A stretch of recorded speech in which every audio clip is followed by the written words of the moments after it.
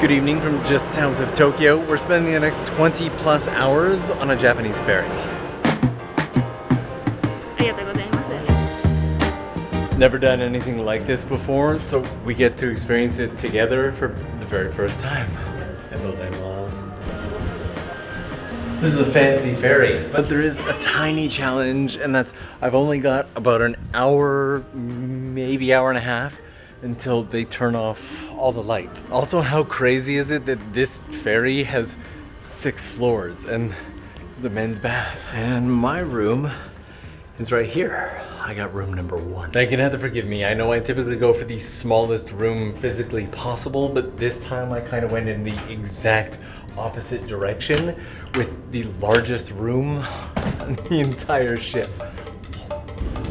This is so much nicer than it looked in the photos. We're already leaving. I have my own balcony here. They even got staff down there waving goodbye. Bye. Way too much fun. I'm gonna take a quick peek at the room because the chair is bolted down here with a chain like this right here. You can unhook it, but its necessity does not inspire a ton of faith. But let me give you a peek at the room itself. Right at the entrance, we have the bathroom here, which as Japanese bathrooms go is really not that bad. I can even take little mini steps. And the bath in here is fairly nice as well. This is nicer than most of the tiny apartment bathrooms we've seen so far. In fact, the room itself is nicer than almost any of the tiny apartments. I have a tiny closet here, 2 beds, which I was hoping to push together, but I tried moving this. It does not move. A fancy little control panel with USB, and we have announcements. Saying that the sun is going to rise at 4:30 in the morning. That is insanely early. I don't think I'll be up for that. But if I was, I would have a sofa to enjoy from, and you already saw the balcony. I think that this is called the deluxe room. And that brings us back to our friend the chair. You can tell how often I do not ride boats like this based off of my amusement of a chair chained to the ground, which is probably the most normal thing ever. That being said, it is just about time to turn in for the night. I also almost forgot about the minor details like my teen coffee set here and my fridge here. And I'm curious to see how things play out with motion sickness, because considering the size of this boat, it actually shakes quite a bit. I don't get motion sick, but I also have never really spent that much time on a large boat or ferry like this, so I guess time will tell. There are also tiny little cabin rooms that I want to check out tomorrow along with the rest of the ferry, but it is getting late, so I will turn these off and I will see you in the morning. And there were more lights than I expected.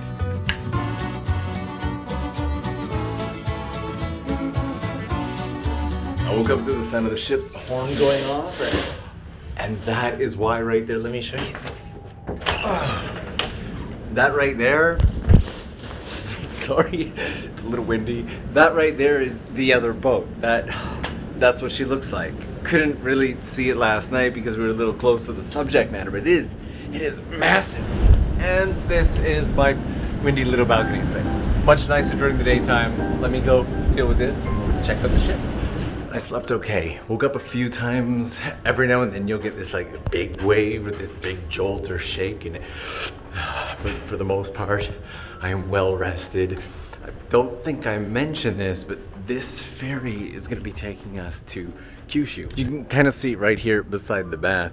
We left from Yokosuka, which is just south of Tokyo, and then we're gonna be arriving in Shimoji, which is just above Kyushu. Definitely want to take a bath later.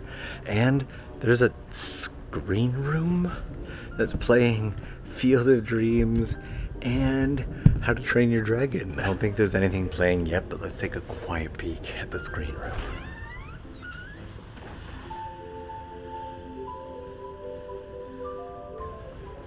That's actually pretty neat. I didn't notice that they're doing a planetarium thing right now. And it even looks like there's a gym over here.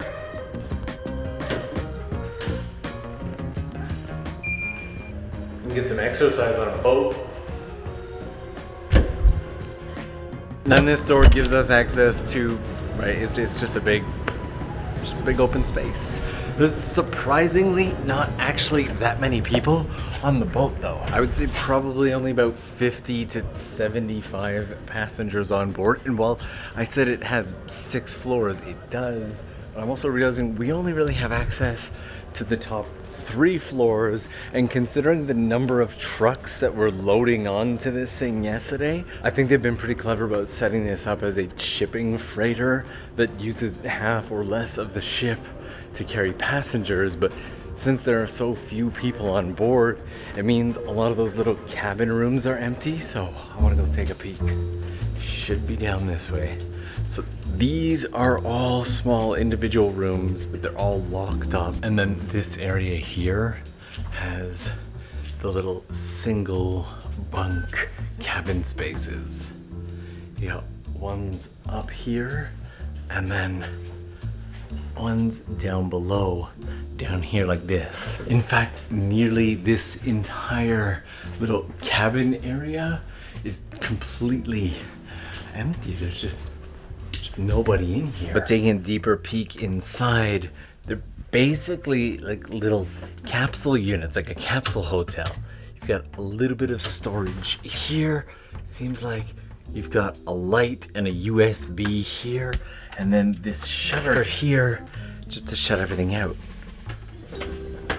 All in all, they feel spacious enough. They're really not that bad, but the lack of windows isn't a ton of fun if you have claustrophobia or if you do get seasickness. Does anybody out there get motion sickness or seasickness? I have been really lucky so far, and I'm grateful for that.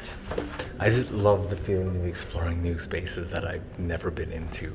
If you've been with the channel for any amount of time, that's not going to be news to you, but after over a decade and a half in Japan, finding brand new spaces, things that you've never done before, definitely takes effort. You can just see the front of the ship here right now, and it's beautiful.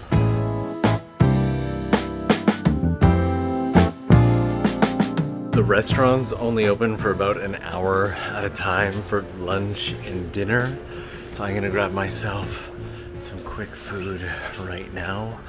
We are just past the halfway point, and the island out there that you can barely see is Shikoku. We should be passing around Kochi right now. But as you might expect, I have 0 signal, and as with many other restaurants in Japan, we have a tablet here to order. A lot of restaurants have been getting rid of the tablet and making it so you scan a QR code and order on your phone. Plenty of lunch options. We've got cuts and curry, karaage, gyoza, dumplings, a whole range of noodles, soba and udon. We've even got Nagasaki champo.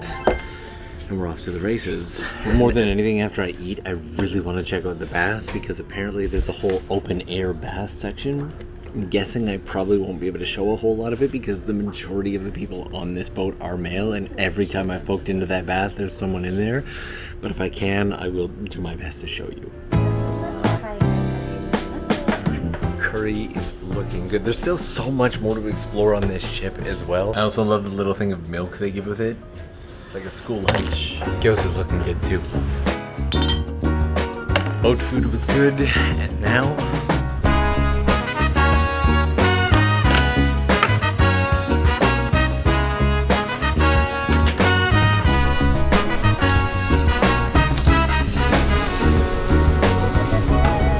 I actually got really lucky with nobody in here. Got the entire bath to myself.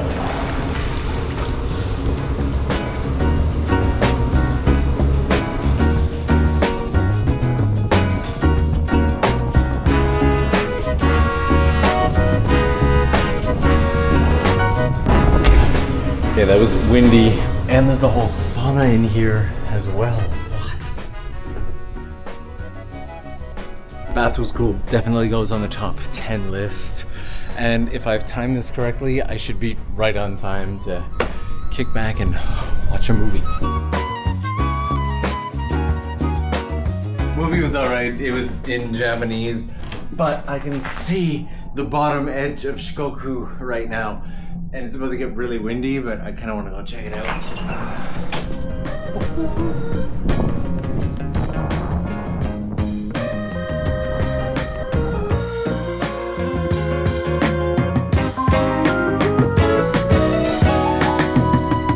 I have a confession to make. I passed out. All right, I'm just gonna come out and say I'm an adult. I took a nap. That is what happened. And I'm just realizing that we haven't really had a chance to check out the first floor yet. Which, is there karaoke down here? Karaoke. Yep. There is a whole karaoke room there, and it is 1,000 yen for 1 hour. For all the parts of Japanese culture that I do take part in, karaoke just is not one of them. You don't want to hear me sing anyway. There's also a bit of a gift shop slash convenience store here, and I just noticed this. It doesn't say Kyushu, it says Kyushu. I know it shouldn't bother me, but it does. In fact, Japan's had such a problem with the misspelled or the varied spellings that they've changed the rules on how to spell things in English lately.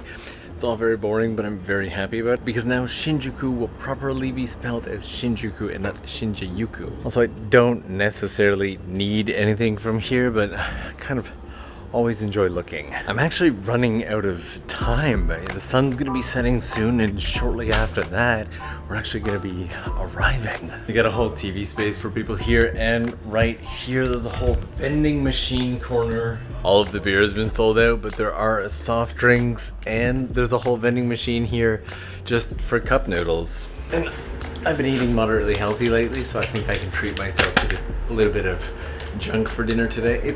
It's culture. This is Japanese culture I do partake in.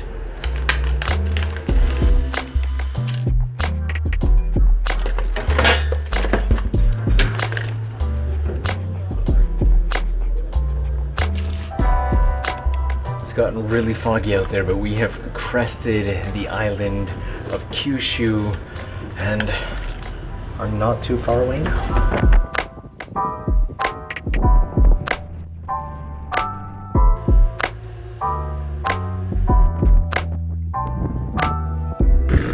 I was sitting down for a coffee and they started putting the brakes on and my coffee cup started going nuts, and we're just about there.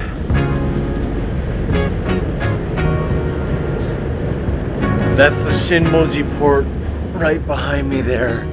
Guess I better pack things up and get out of here. And of course I've got to say goodbye to the chain.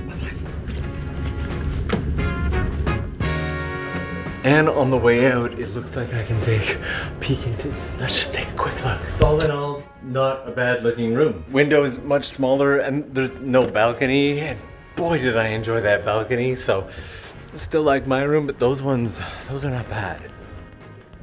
I've spent just under 24 hours on this boat and the time just flew by. Thank you very much. And no motion sickness, so I will count that one as a win. But I need to make one more stop tomorrow morning.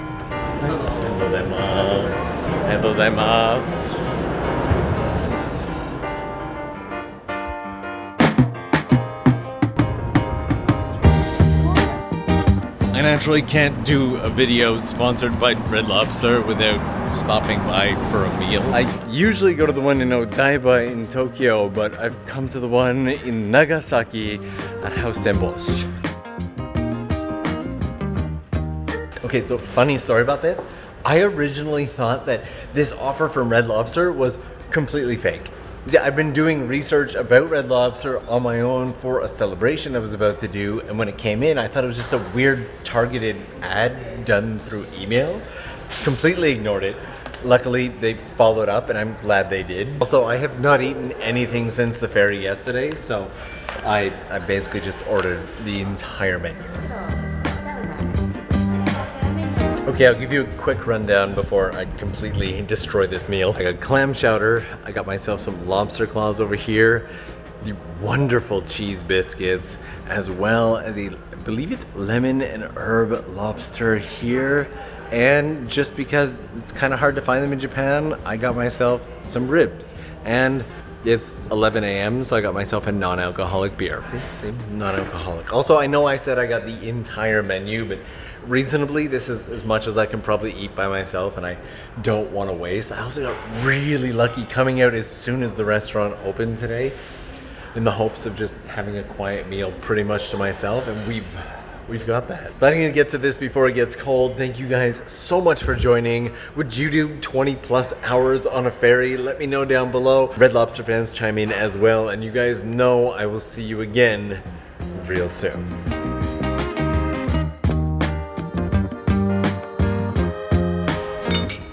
For the record, that was the perfect amount of food. I definitely didn't overeat.